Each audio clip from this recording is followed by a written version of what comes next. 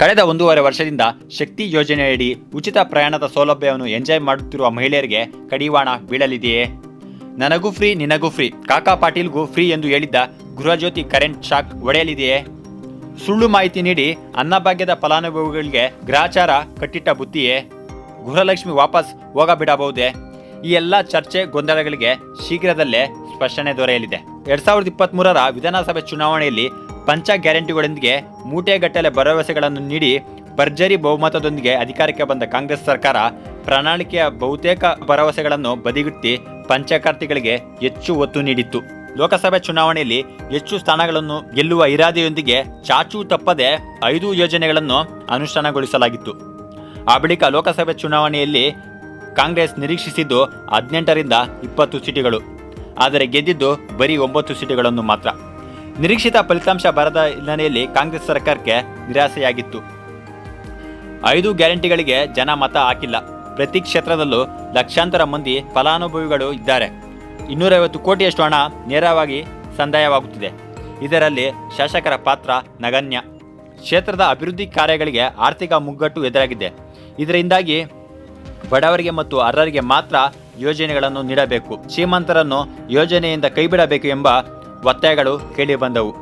ವಿರೋಧ ಪಕ್ಷಗಳಾದ BJP, JDS ಇದಕ್ಕೆ ಪ್ರತಿರೋಧ ವ್ಯಕ್ತಪಡಿಸಿದಾಗ ಮಧ್ಯಪ್ರವೇಶಿಸಿದ ಸಿಎಂ ಸಿದ್ದರಾಮಯ್ಯ ಯಾವುದೇ ಪರಿಷ್ಕರಣೆ ಇಲ್ಲದೆ ಪಂಚಖಾತೆಗಳು ಮುಂದುವರಿಯುತ್ತವೆ ಎಂದು ಘೋಷಿಸಿದ್ದರು. ದಿನನಿತ್ಯ ಸಿಎಂ ಡಿಸಿಎಂ ಮನೆ ಬಾಗಿಲಿಗೆ ಎಡಕುತ್ತಿರುವ ಶಾಸಕರು ಕ್ಷೇತ್ರದ ರಸ್ತೆಗಳು ಮತ್ತು ನೀರಾವರಿ ಯೋಜನೆಗಳಿಗೆ ಹಣ ನೀಡುವಂತೆ ದುಂಬಾಲು ಬೀಳುತ್ತಿದ್ದಾರೆ. ಪಂಚಖಾತ್ರಿಗಳ 56,000 ಕೋಟಿ ರು ವೆಚ್ಚವನ್ನು ಸರಿದೂಗಿಸಲು ಸಿಎಂ ಸಿದ್ದರಾಮಯ್ಯ ಹೈರಾಣಾಗಿದ್ದು, ಮನೆ ಬಾಗಿಲಿಗೆ ಬಂದ ಶಾಸಕರಿಗೆ ಒಂದಲ್ಲ ಒಂದು ಸಬೂಬು ಹೇಳಿ ಸಮಾಧಾನ ಪಡಿಸಿಕೊಳ್ಳುತ್ತಿದ್ದಾರೆ. ಜೊತೆಗೆ ಆರ್ಥಿಕ ನಷ್ಟ ತಡೆಯಲು ತೆರಿಗೆ, ಸುಂಕ ಎಂಬ ಹೊಸ ಆದಾಯದ ಮೂಲಗಳನ್ನು ಹುಡುಕುವುದರಲ್ಲೇ ಇದ್ದಾರೆ. ಲೋಕಸಭೆ ಚುನಾವಣಾ ಕಾರಣಕ್ಕಾಗಿ ಯಾವುದೇ ಬದಲಾವಣೆ ಇಲ್ಲದೆ 5 ಗ್ಯಾರಂಟಿಗಳನ್ನು ಜಾರಿಗೊಳಿಸಿದ ಸರ್ಕಾರಕ್ಕೆ 2 ವರ್ಷ ಕಳೆಯುವುದರಲ್ಲೇ ಸುಸ್ತಾಗಿ ಹೋದಂತೆ ಕಾಣುತ್ತಿದೆ. ಉಪಚುನಾವಣೆಯಲ್ಲಿ 3 ಕ್ಷೇತ್ರ ಕಾಂಗ್ರೆಸ್ ಗೆಲ್ಲುವುದು ಹೊರತುಪಡಿಸಿದರೆ ಪಕ್ಷಕ್ಕೆ ಇದರಿಂದ ಯಾವುದೇ ರೀತಿ ಅನುಕೂಲ ಆಗುತ್ತಿಲ್ಲ ಎಂದು ಹೇಳಲಾಗುತ್ತಿದೆ. ಜನ ಅನುಕೂಲ ಪಡೆದುಕೊಳ್ಳುತ್ತಿದ್ದಾರೆ, ಆದರೆ ಅನುಕೂಲದ ಸ್ಮರಣೆ ಇಲ್ಲ. ಇತ ಕ್ಷೇತ್ರದ ಅಭಿವೃದ್ಧಿಗೆ ಅನುದಾನ ಇಲ್ಲದೆ ಶಾಸಕರು ಕುದಿಯುತ್ತಿದ್ದಾರೆ. ಕೋಟ್ಯಾಂತರ ರು ಖರ್ಚು ಮಾಡಿ ಗೆದ್ದು ಸಾಲ ತೀರಿಸಿಕೊಳ್ಳಲು ಪರದಾಡುತ್ತಿರುವ ಶಾಸಕರ ಅಭಿವೃದ್ಧಿಗೆ ಹಣ ನೀಡಿ ಎಂದು ಒತ್ತಡಗಳು ಹೆಚ್ಚುತ್ತಿವೆ. ಕೆಲವರು ಬಹಿರಂಗ ಹೇಳಿಕೆ ನೀಡಿ ಮುಜುಗರಕ್ಕೂ ಒಳಗಾಗಿದ್ದಾರೆ. ಈ ಕಾರಣಕ್ಕಾಗಿ ಖುದ್ದು ಡಿಕೆ ಶಿವಕುಮಾರ್ ಅವರೇ ಶಕ್ತಿ ಯೋಜನೆಯು ಅರ್ಹ ಮಹಿಳೆಯರಿಗೆ ನೀಡಬೇಕು ಎಂದು ಹೇಳಿದ್ದರು. ಆಗ ಎಐಸಿಸಿ ಅಧ್ಯಕ್ಷ ಮಲ್ಲಿಕಾರ್ಜುನ್ ಖರ್ಗೆ ಮುಖಕ್ಕೆ ರಾಚುವಂತೆ ಚಾಟಿ ಬೀಸಿ, ಸಾಮರ್ಥ್ಯ ಇದ್ದರೆ ಮಾತ್ರ ಭರವಸೆ ನೀಡಿ, ಬೊಕ್ಕಸವನ್ನು ಖಾಲಿ ಮಾಡಿ ರಸ್ತೆಗೂ ಮಣ್ಣು ಹಾಕಲು ಆಗದ ಪರಿಸ್ಥಿತಿಯನ್ನು ನಿರ್ಮಾಣ ಮಾಡಿಕೊಳ್ಳಬೇಡಿ ಎಂದು ಖಾರವಾಗಿ ತಾಕೀತು ಮಾಡಿದ್ದರು. ಆಹಾರ ಇಲಾಖೆಯಲ್ಲೂ ಪಡಿತರ ಕಾರ್ಡುಗಳನ್ನು ಪರಿಷ್ಕರಣೆ ಮಾಡಲು ಮುಂದಾಗಿದ್ದ ಸಚಿವ ಮುನಿಯಪ್ಪ ಕೂಡ ಬಿಸಿಯ ಅನುಭವ ಪಡೆದಿದ್ದಾರೆ.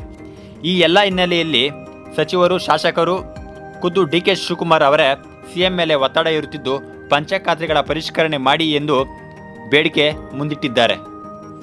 ಮುಖ್ಯಮಂತ್ರಿ ಸಿದ್ದರಾಮಯ್ಯನವರು 15 ಬಜೆಟ್ಗಳನ್ನು ಮಂಡಿಸಿ ದಾಖಲೆ ಬರೆದಿದ್ದು ರಾಜ್ಯದ ಆರ್ಥಿಕ ಪರಿಸ್ಥಿತಿಯನ್ನು ತಹಬದಿಗೆ ತರಲು ಪ್ರಯತ್ನಿಸುತ್ತಿದ್ದಾರೆ.